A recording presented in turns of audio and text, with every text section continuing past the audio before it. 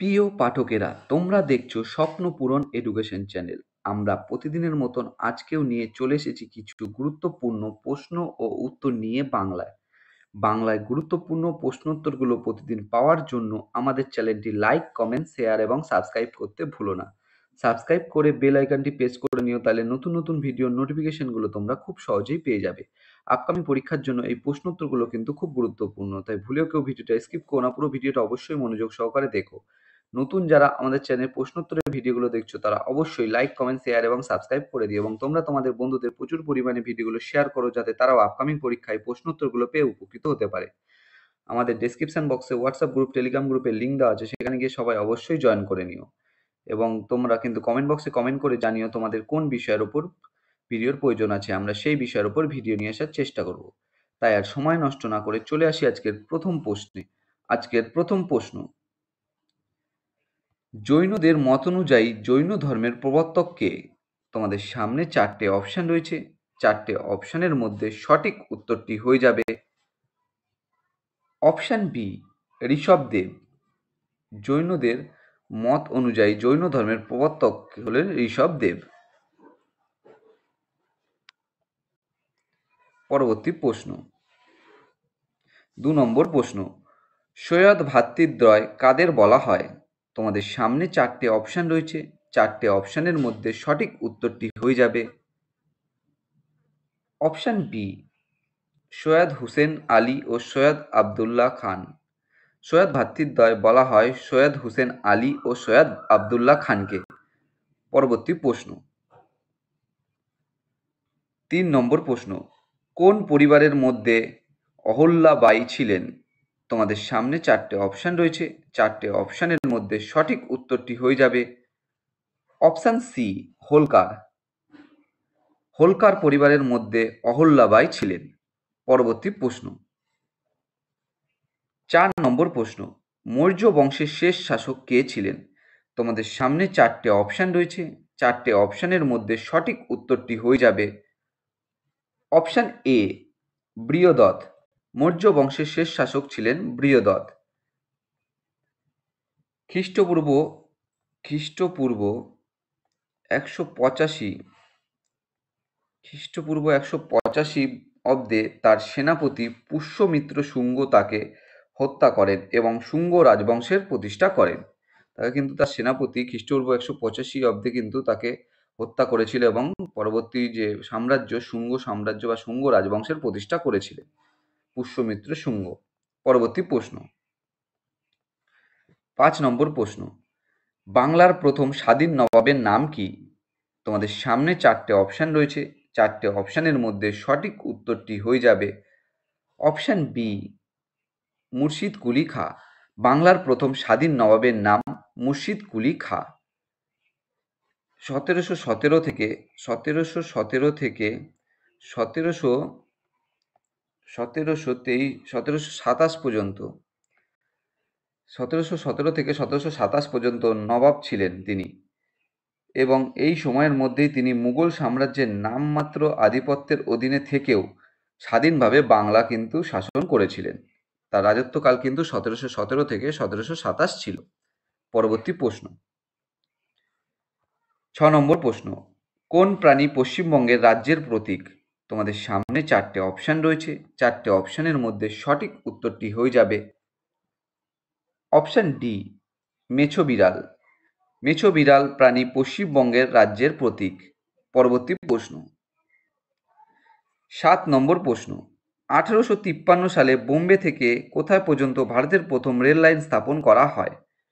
তোমাদের সামনে চারটে অপশন রয়েছে, চারটে অপশনের মধ্যে সঠিক উত্তরটি হয়ে যাবে অপশন বি, থানে।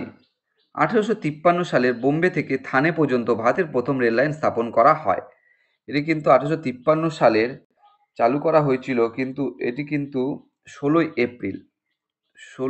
এপ্রিল 1853 সালে 16ই এপ্রিল কিন্তু বোম্বে থেকে থানে পর্যন্ত ভারতের প্রথম রেল লাইন স্থাপন করা হয়েছিল, যেটা কিন্তু চলেছিল 21 মাইল বা 34 কিলোমিটার দীর্ঘ ছিল। কিন্তু এই ট্রেনে কিন্তু প্রথম এই ট্রেনে প্রথম 400 জন যাত্রীকে নিয়ে যাওয়া হয়েছিল। প্রথমেই 400 জন যাত্রীকে নিয়ে যাওয়া হয়েছিল এবং 13টি বগি ছিল। 13টি বগি ছিল কিন্তু।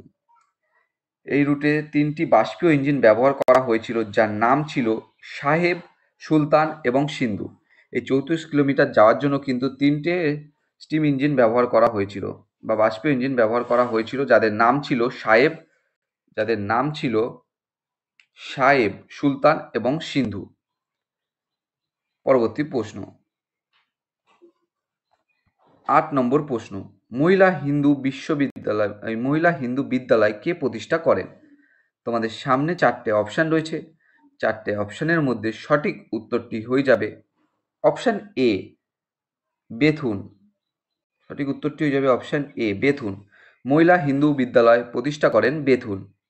পরবর্তী প্রশ্ন, 9 নম্বর প্রশ্ন, ভারতে প্রথম ইংরেজি ভাষার সংবাদপত্র কে চালু করেন? তোমাদের সামনে 4টে অপশান রয়েছে। 4টে অপশানের মধ্যে সঠিক উত্তরটি হয়ে যাবে option B, J A Hickey. ভারতে প্রথম ইংরেজি ভাষায় সংবাদপত্র চালু করেন জে এ হিকি। তোমরা কমেন্ট বক্সে কমেন্ট করে জানাবে এই সংবাদপত্রটি কত সালে প্রতিষ্ঠা করেছিলেন বা চালু করেছিলেন জে এ হিকি। এই পত্রিকাটাকে কিন্তু বেঙ্গল গেজেটও বলা হয়। পরবর্তী প্রশ্ন, 10 নম্বর প্রশ্ন, প্রাকৃতিক নির্বাচন তত্ত্বের প্রবক্তা কে?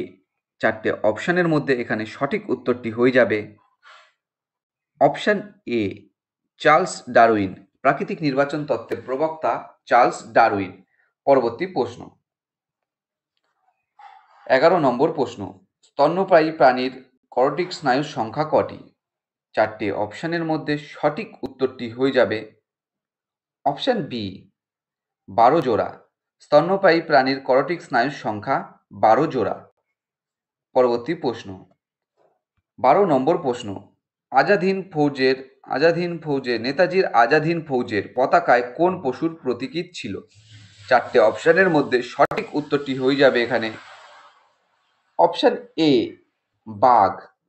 নেতাজির আজাদ হিন্দ ফৌজের পতাকায় বাঘ পশুর প্রতীকী ছিল বা বাঘের ছবি ছিল।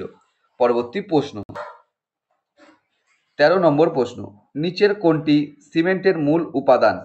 4টে অপশানের মধ্যে সঠিক উত্তরটি হয়ে যাবে অপশান সি, জিপসাম। নিচের জিপসাম সিমেন্টের মূল উপাদান। পরবর্তী প্রশ্ন, 14 নম্বর প্রশ্ন, আর্থিক মন্দার কারণে কোন ধরনের বেকারত্ব সৃষ্টি হয়? তোমাদের সামনে 4টে অপশান রয়েছে। 4টে অপশানের মধ্যে সঠিক উত্তরটি হয়ে যাবে অপশান বি, চক্রাকার বেকারত্ব। আর্থিক মন্দার কারণে চক্রাকার বেকারত্ব সৃষ্টি হয়। পরবর্তী প্রশ্ন, 15 নম্বর প্রশ্ন, 19 শতকের প্রথম সংস্কার আন্দোলন কোনটি? তোমাদের সামনে 4টে অপশান রয়েছে। 4টে অপশানের মধ্যে সঠিক উত্তরটি হয়ে যাবে অপশান এ, ব্রাহ্ম সমাজ। 19 শতকের প্রথম সংস্কার আন্দোলন ব্রাহ্ম সমাজ। পরবর্তী প্রশ্ন, 16 নম্বর প্রশ্ন, ভারতীয় সংবিধানের কোন তফসিলটি কেন্দ্র, রাজ্য এবং অন্তর্বর্তী তালিকা নিয়ে আলোচনা করে? তোমাদের সামনে 4টে অপশান রয়েছে। 4টে অপশানের মধ্যে সঠিক উত্তরটি হয়ে যাবে অপশান সি, সপ্তম। ভারতীয় সংবিধানের সপ্তম তফসিলটি কেন্দ্র, রাজ্য এবং অন্তর্বর্তী তালিকা নিয়ে আলোচনা করে।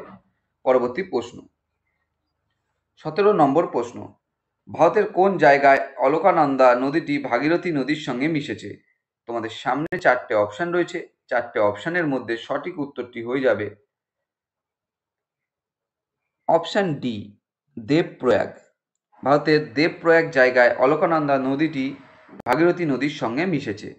পরবর্তী প্রশ্ন, 18 নম্বর প্রশ্ন, স্বরাজ্য পার্টির প্রতিষ্ঠাতা কে? তোমাদের সামনে 4টে অপশান রয়েছে।